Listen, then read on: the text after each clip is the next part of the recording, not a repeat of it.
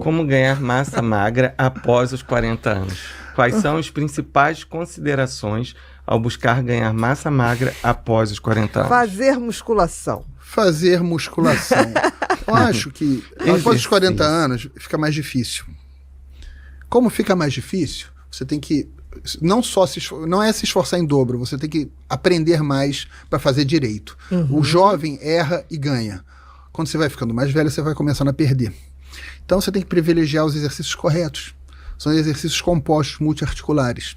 Agachamento, levantamento terra, remadas, supino, desenvolvimentos como barra. São esses exercícios compostos que vão dar a maior parte dos ganhos. Tem que ter uma boa orientação. Tem que ter um personal trainer. Exatamente. Eu aprendi a treinar com um personal trainer. Estudando também. E que hoje tem aplicativos e que funcionam. Tem aplicativos que funcionam. Tem. Mas eu acho... Não, tô dizendo aquela pessoa que vai dizer, não, mas eu não vou ter o dinheiro, não sei o quê. Quem não tem o dinheiro vai ter o aplicativo. Exatamente. Mas eu acho que vale o investimento, Bia. Porque hoje eu tenho um treinador... Mas tem pessoas que não hoje eu tenho um mesmo, treinador né? que não acompanha meu treino, me prescreve o treino porque eu sei treinar. Exatamente. Mas teve um momento da minha vida que eu não sabia treinar. E isso que eu... Mas também não é qualquer personal trainer. Não é qualquer... Personal trainer que não tem esse lesiona... Eu não treino para massa muscular. O pobre do paciente ou cliente. Exato. Eu não treino para massa muscular, eu treino para força. Entendi. Que é uma paixão minha. Então eu tenho um treinador, ele me passa exercícios, eu treino, mas eu tive uma curva de aprendizagem. E uma coisa que eu fiz quando eu fiz a transformação lá nos 30 e poucos anos de idade, eu contratei primeiro um bom personal trainer, depois, e comecei a estudar. Quando eu percebi que aquele educador físico não estava me dando a resposta do que eu já tinha aprendido, eu contratei um campeão. Era um campeão de ligas menores. Contratei um campeão. Um cara que sabia muito mais que eu. Ou seja, eu acho que a partir dos 40 anos, aprender.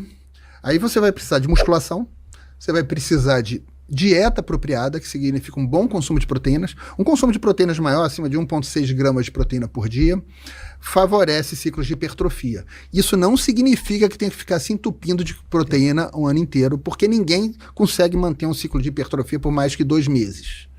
Então você pega aí você vai alternar 2 ou 3 vezes por ano, você vai fazer um ciclo de hipertrofia de 2 meses, onde você vai comer mais proteína. O resto, um consumo adequado de proteína, um consumo adequado de calorias para ganhar massa muscular, manter a suficiência dos micronutrientes. Hoje a gente sabe da importância do ômega 3 no aumento da síntese de proteínas, da síntese proteica, o ômega 3 também é importante, do zinco, que é a deficiência comum, do magnésio. Então, a coenzima Q10 nem tanto, mas também é interessante. Mas principalmente a dieta, o treino e o descanso. E não fazer overtraining. Você tem que saber exatamente... A suplementação de creatina é muito interessante. Tem outros suplementos, como betalanina, que são também bastante relevantes para são relevantes, né, para ganho de massa muscular. Descanso. Entender de treino. Por quê? Porque você tem um binômio que é intensidade e frequência. Se você treina todo dia, você não pode treinar tão intenso quanto se você treina 3 vezes por semana. Exatamente. Se você quiser treinar intenso todo dia, você vai fazer overtraining, vai fazer uma resposta inflamatória, lesão, fadiga crônica, envelhecimento precoce. É raríssimo a gente ver um bodybuilder, um atleta de alto desempenho, chegar a 100 anos de idade. Exatamente. Raríssimo. Exatamente. Verdade. Perfeito isso que você falou. Não estou criticando o atleta. Franco Colombo, com 78 anos de idade, foi um top. Com 78 anos de idade, ele morreu nadando. Para uma pessoa isso pode ser terrível, porque ela quer chegar para 100. Mas ele teve uma vida maravilhosa. Sim, como ele quis. Como ele quis. Mas não quer dizer que fazer exercício pesado todo dia pode fazer um estresse oxidativo. Exato. Existe uma coisa chamada trade-off, trocas. Você escolhe mais vitalidade ou mais longevidade. Exatamente. Bom senso. Bom senso e prioridade de cada um. Prioridade. Uma pessoa pode ter uma prioridade de vitalidade, ela tem que ter essa consciência, ela não vai ter as duas. As duas coisas. Ela pode ter o máximo de vitalidade ou o máximo de longevidade ou estar no meio. A maioria que prefere ficar no meio, né? No meio, exatamente. Com certeza. Eu prefiro ficar no meio. Também. Massa muscular e a creatina. Creatina é um suplemento que tem o maior nível de evidência científica. Maior número de estudos, de que aumenta, de maior número de estudos mostrando aumentos, principalmente de potência muscular, né? O que a creatina faz? A creatina, a gente tem 3 mecanismos de produção de energia, grosseiramente falando. A gente tem um mecanismo que é um mecanismo imediato que dura 10 segundos.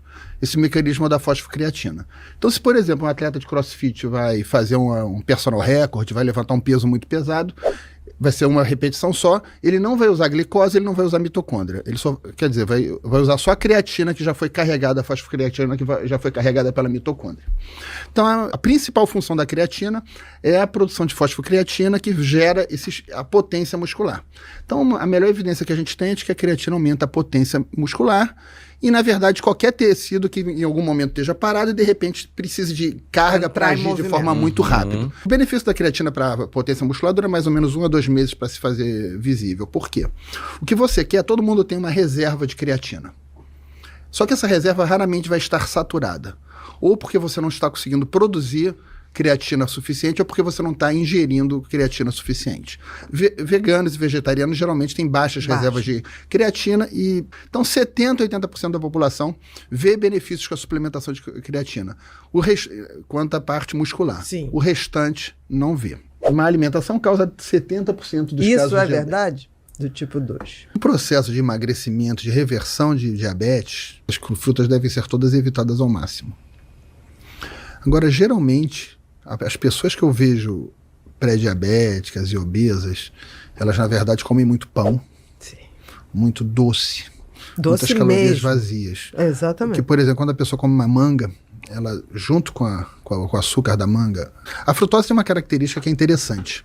A frutose é muito mais doce que a glicose. Sim, muito mais. O que faz com que a frutose, de certa forma, seja benéfica. Uhum. Entenda, frutose é uma toxina hepática. Uhum.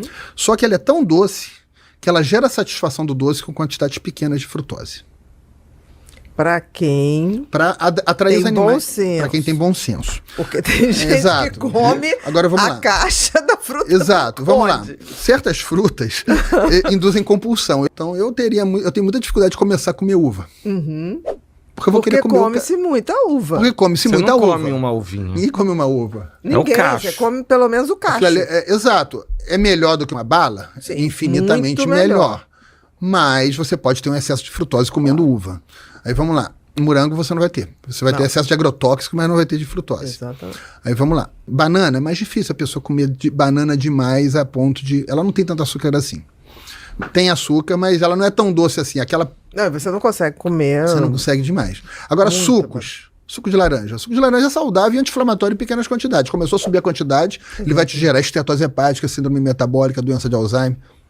Igual a Coca-Cola. Isso. O que eu sempre falo, pasta de amendoim é saudável? Eu falei, em pequenas quantidades pequenas. é saudável. E aí você passa a Exatamente. fazer Em grandes quantidades. É excesso de caloria, excesso de ômega 6 Na e aflatoxina. tapioca. Aflatoxina e lectinas inflamatórias para quem tem doença autoimune, pasta de amendoim. Em pequenas quantidades, um ótimo alimento.